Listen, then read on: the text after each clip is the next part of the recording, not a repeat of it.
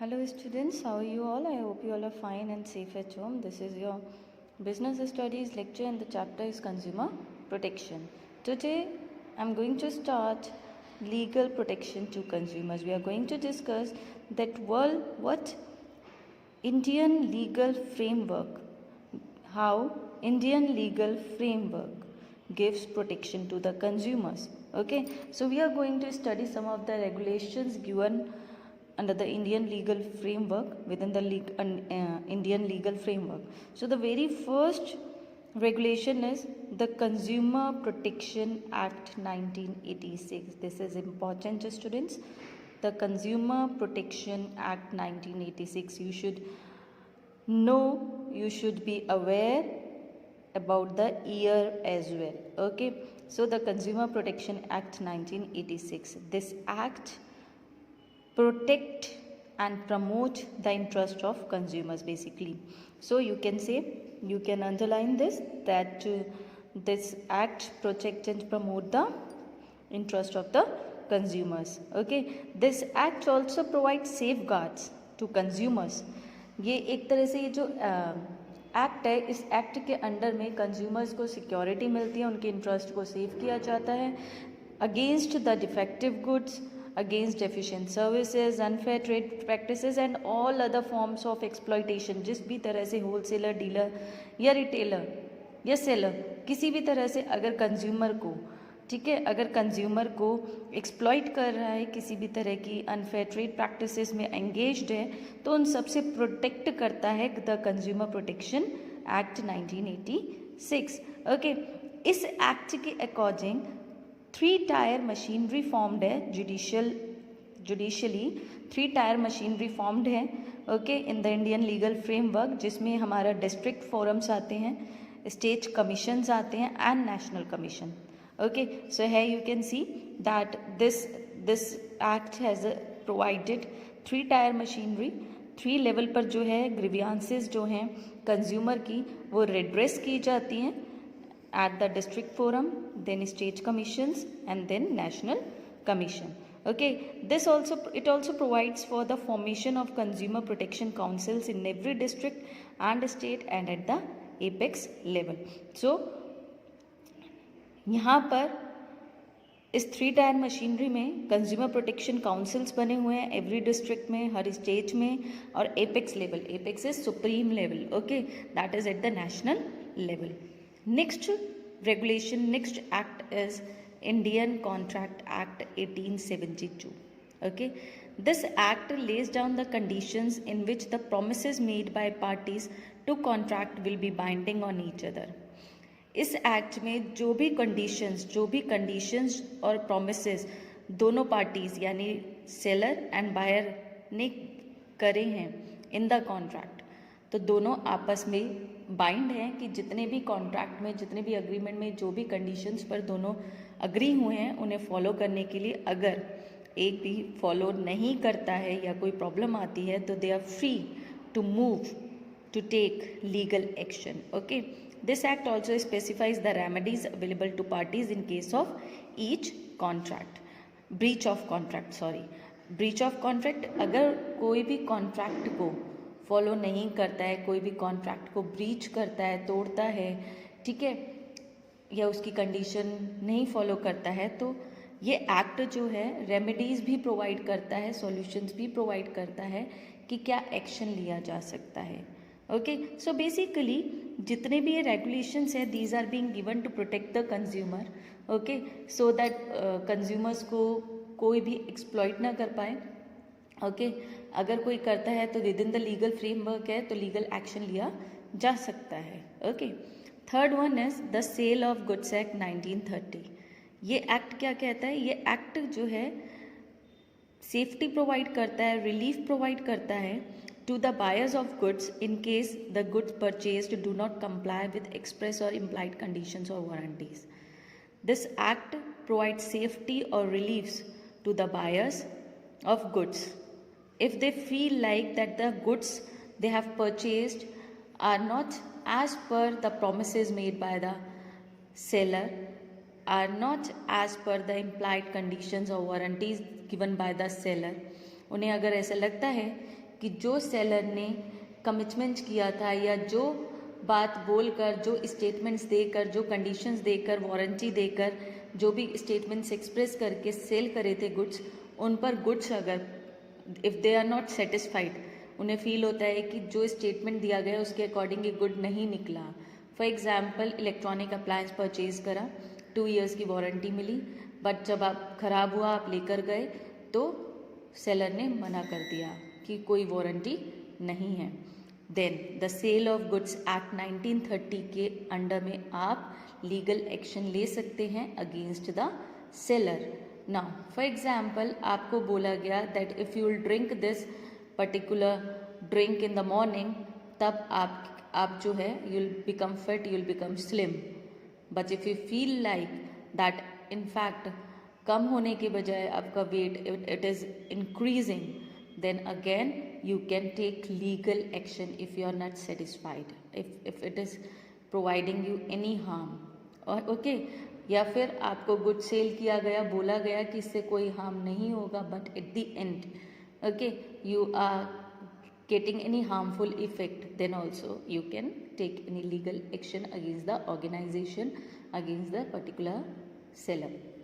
Next is the Essential Commodities Act 1955. The act aims at controlling production, supply and distribution of essential commodities.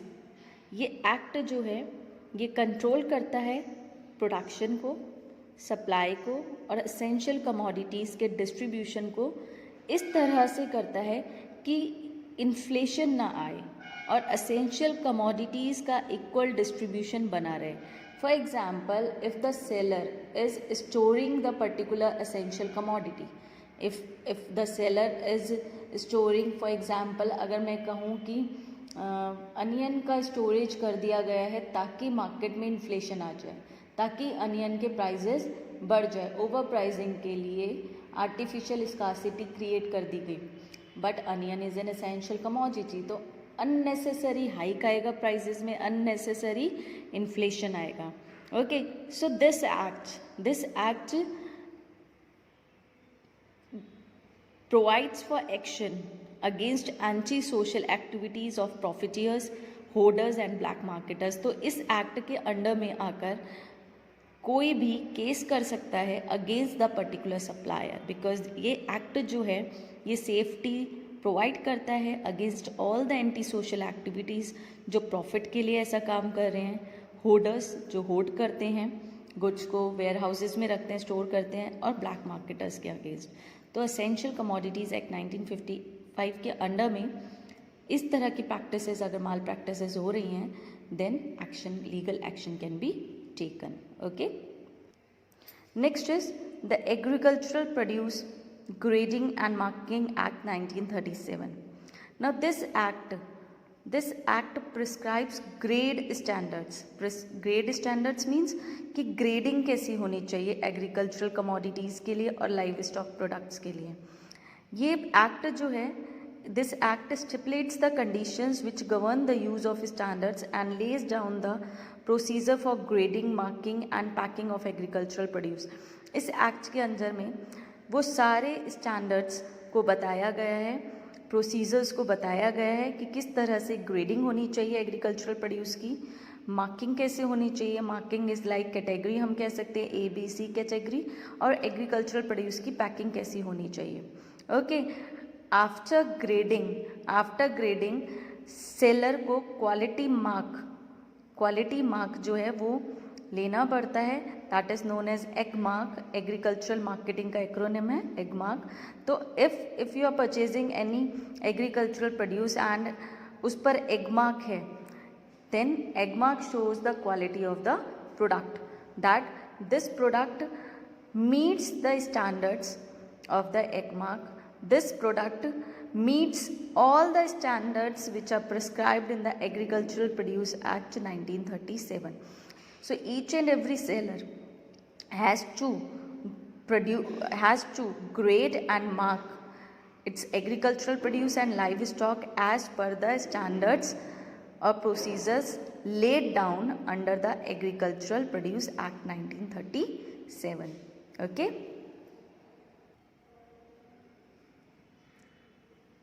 So this is all for today.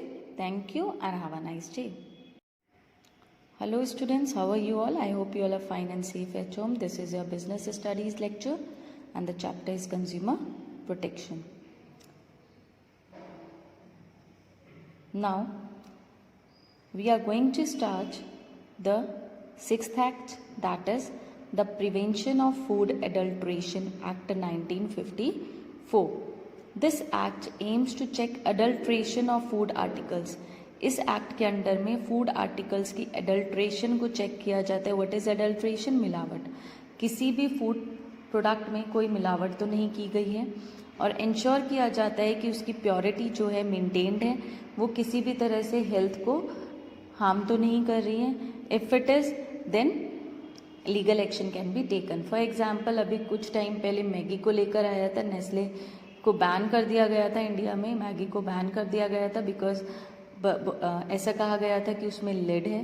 फिर Maggi का quality check किया गया था and after like 6 or 7 months Maggi ने अपना ingredient change करा, procedure change करा, quality standard पर दोबारा से जो है उसने चेक कराया, इंस्पेक्शन हुआ, क्वालिटी चेक हुआ और अगेन मैगी जो है मार्केट में आ गई.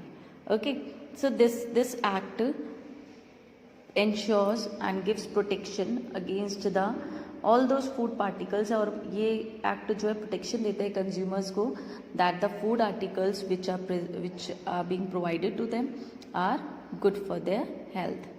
Next is the Standards of Weights and Measures Act 1976. Now the provisions of this act are applicable in case of only those goods which are sold or distributed by weight, measure और number. ये act जो है सिर्फ उन goods पर ही applicable होगा जिन्हें cell करा जाता है, डिस्ट्रीब्यूट किया जाता है on the basis of weight, measure और नंबर. तो ये जो प्रोटेक्शन देता है कंज्यूमर को, ये उस माल प्रैक्टिस के अगेंस्ट देता है अगर कोई आपको अंडर वेट प्रोडक्ट दे रहा है. फॉर एग्जाम्पल आपने 1 kg ऑफ एप्पल्स लिए और आपको किसी ने 900 ग्राम्स ऑफ एप्पल्स दिए, बट आपसे मनी जो है वो 1 kg ऑफ एप्पल्स का ले लिया. So you can go legally against that seller as per this act. Okay, तो वेट, मेजर और number, under weight, under measure, under number के माल प्रैक्टिस के अगेंस्ट सेफ्टी प्रोवाइड करी जाती है कंज्यूमर्स को under this act. Next is the Trademarks Act 1999. This act has repealed and replaced the Trade and Merchandise Marks Act 1958. This is again important कि कौन से act को replace किया है ट्रेडमार्क्स एक्ट 1999 ने. तो trade and merchandise marks act 1958 को replace किया है इस एक्ट ने. The act prevents the use of fraudulent marks on products and thus provides protection to the consumers against such products. अगर कोई फ्रॉड करता है, अगर कोई मार्क यूज़ करता है जो ऑलरेडी किसी और प्रोडक्ट का कॉपीराइट है और फ्रॉड करके कंज्यूमर्स को सेल करता है, then the consumer can take legal action against that particular seller. अगर आप मार्केट में जाओ तो ब्रांड्स की फर्स्ट कॉपी आपको मिलती है, ब्रांड्स की सेकेंड कॉपी आपको मिलती है मार्केट में, but if you want as a consumer you can go against that particular seller, you can go against that particular seller legally and can take legal action under this act, as trademarks are not allowed to be used. Yes, someone is having a copyright for that particular brand, for that particular product. अगर आप Nike के product लेने जा रहे हो market में for example और Nike के ट्रेडमार्क वाले आपको शूज़ मिलते हैं, then it means that is the first copy और सेकंड कॉपी अगर आप पर्टिकुलर शोरूम से नहीं ले रहे हो. यस, अगर आप पर्टिकुलर फ्रेंचाइजी स्टोर से नहीं ले रहे हो तो क्या होगा, you can go against that particular seller legally under this act. The next is the competition act 2002. This act has repealed and replace the monopolies and restrictive trade practices act 1969. ये act जो है ये protection देता है consumers को इन case of practices adopted by business firms which hamper competition in the market. वो सारी activities जिसकी वजह से बिजनेस फर्म्स का में आपस में कंपटीशन एक्टिविटीज़ जो है हैम्पर होती हैं, वो सारी एक्टिविटीज़ जो सेलर करते हैं जिसकी वजह से कंपटीशन या तो हेल्दी कंपटीशन नहीं रहता, अनहेल्दी बन जाता है, या तो एक दूसरे के अगेंस्ट कोई प्रैक्टिसेस करने लग जाते हैं सेलर्स, ओके, जिसकी वजह से कंज्यूमर्स एक्सप्लॉइट होते हैं. तो all these type of activities, all these type of malpractices अगर हो रही हैं, then protection is given to the consumers again in the under the competition act 2002. Next is the Bureau of Indian Standards act 1986. इस एक्ट the Bureau of Indian Standards Act 1986 has been set up under the act. The Bureau has two major activities. ये जो bureau है Indian Standards act का, इसमें to major activities जो हैं उनको सेटअप किया गया है. First one is formulation of quality standards of goods, कि अंडर दिस एक्ट जो भी गुड्स बनाए जाएंगे वो क्वालिटी स्टैंडर्ड फॉर गुड्स बनाए जाएंगे, और and their certification through the BIS certification scheme. और जितने भी गुड्स प्रोड्यूस करे जाएंगे उन्हें BIS सर्टिफिकेशन स्कीम के अकॉर्डिंग, ओके, सर्टिफिकेट लेना होगा. Okay, Bureau of Indian Standards जो है that is BIS, Bureau of Indian Standards, ये इसके कुछ आई से मेजर करने के कुछ इंडेक्स होंगे, कुछ परफॉर्मेंस मेजर्स के कुछ स्टैंडर्ड्स होंगे.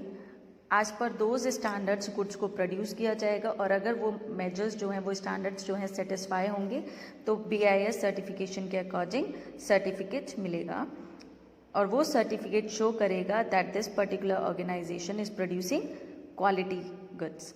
Manufacturers are permitted to use the ISI mark on their products only after ensuring that the goods conform to the prescribed quality standards.